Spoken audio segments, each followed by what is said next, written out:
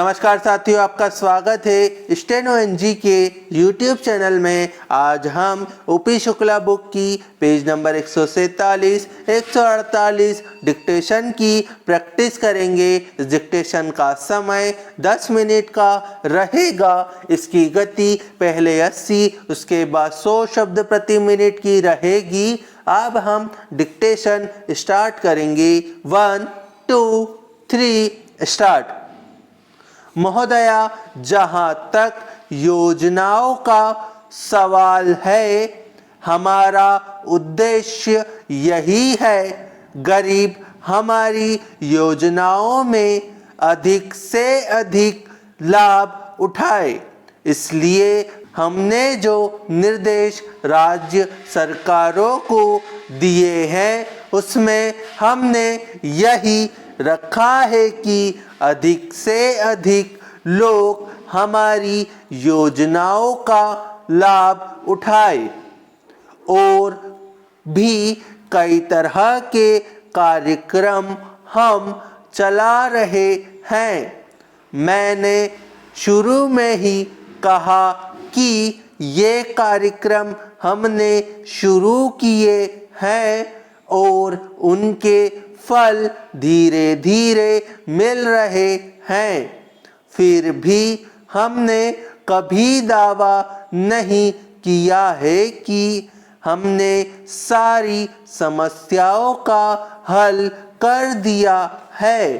हमने प्रयास जरूर किया है और लगातार कर रहे हैं, और हम उम्मीद करते हैं कि आपका अगर सहयोग होगा तो हम इन समस्याओं का समाधान करने में बहुत हद तक कामयाब हो सकते हैं। Para change. आपने रेडियो की चर्चा की। रेडियो में इसका प्रसारण करते हैं। मौसम के बारे में उन्होंने एक पैमाना बनाया हुआ है। 5 डिग्री से नीचे जब पारा गिरता है तो वे कहना शुरू कर देते हैं कि अब शीतलहर चलने वाली है। मैंने मौसम विभाग के लोगों को बतलाया था और उनसे मैंने सवाल किया कि यह पैमाना किस आधार पर बनाया गया है। आप मेरी राय से सहमत होंगे कि सर्दी हो या गर्मी, इसमें तो शीत या लू से ऐसे ही लोग मरते हैं जिनके पास कोई रहने के लिए घर नहीं होता, पहनने के लिए कपड़े नहीं होते। वे बेचारे कहीं फुटपाथ पर सोते हैं। भिखारी है, वे रेडियो कहाँ से सुनेंगे।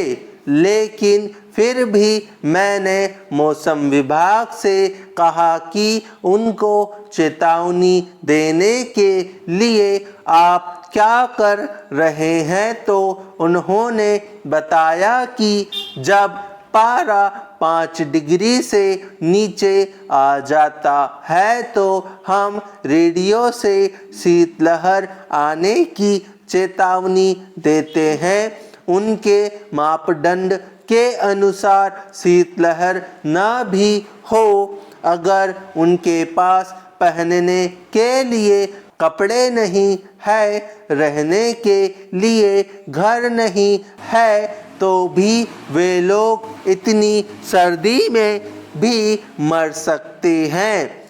उन्होंने इस बात को माना कि इस बारे में वे विचार करेंगे कि किस प्रकार से गरीब लोगों को सर्दी या गर्मी के कारण मौत से बचाया जाए।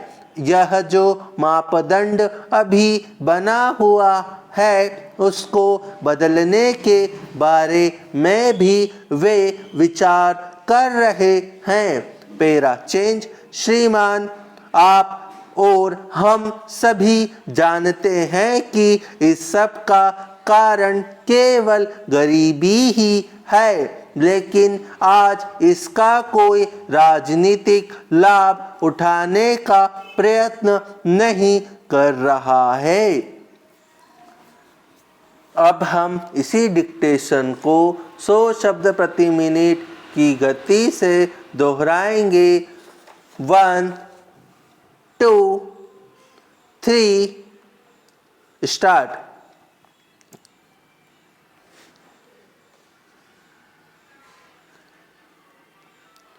महोदया, जहाँ तक योजनाओं का सवाल है, हमारा उद्देश्य यही है गरीब हमारी योजनाओं में अधिक से अधिक लाभ उठाए। इसलिए हमने जो निर्देश राज्य सरकारों को दिए हैं उसमें हमने यही रखा है कि अधिक से अधिक लोग हमारी योजनाओं का लाभ उठाए।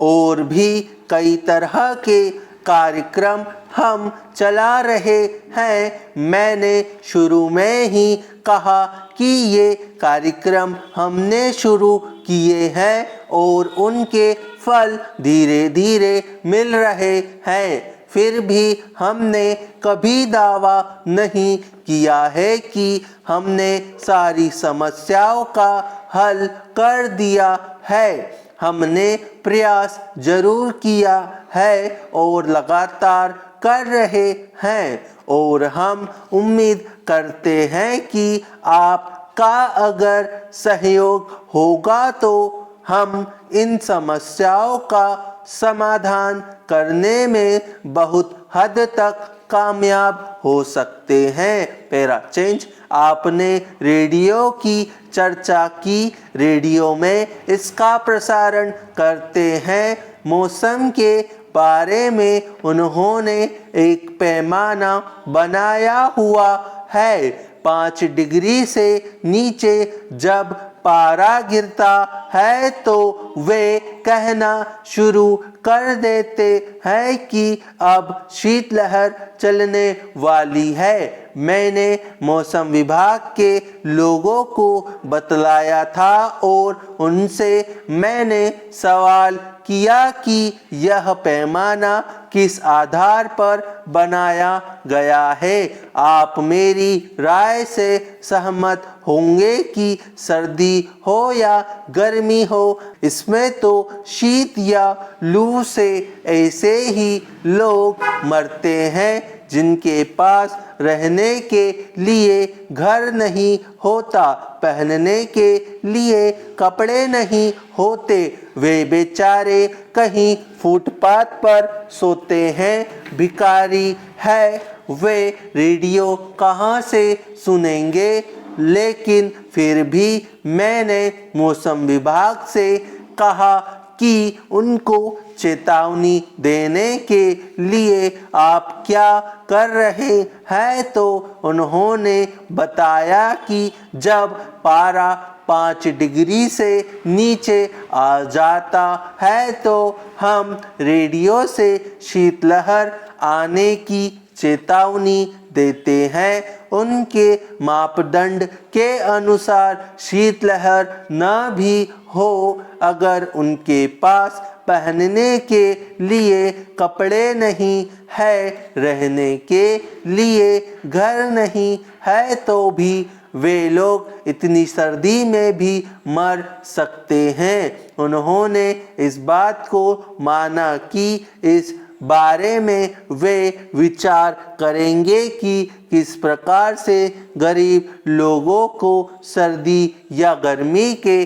कारण मौत से बचाया जाए। यह जो मापदंड अभी बना हुआ है उसको बदलने के बारे में भी वे विचार कर रहे हैं। Para change. श्रीमान, आप और हम सभी जानते हैं कि इन सब का कारण केवल गरीबी ही है, लेकिन आज इसका कोई राजनीतिक लाभ उठाने का प्रयत्न नहीं कर रहा है।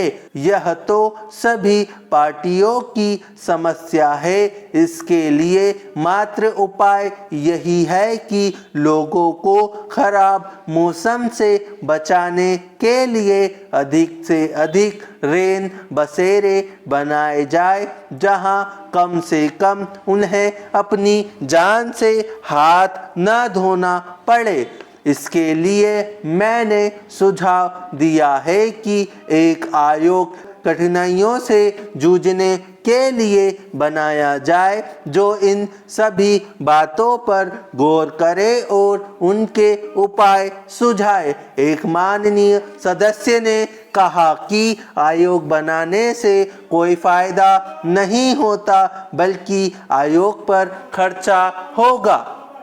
तो उम्मीद है ये वीडियो आपको पसंद आई होगी। अगर पसंद आती है तो इसे लाइक करिए, चैनल पे नए हैं तो इसे सब्सक्राइब करिए। आज के लिए इतना ही। जय हिंद, जय भारत।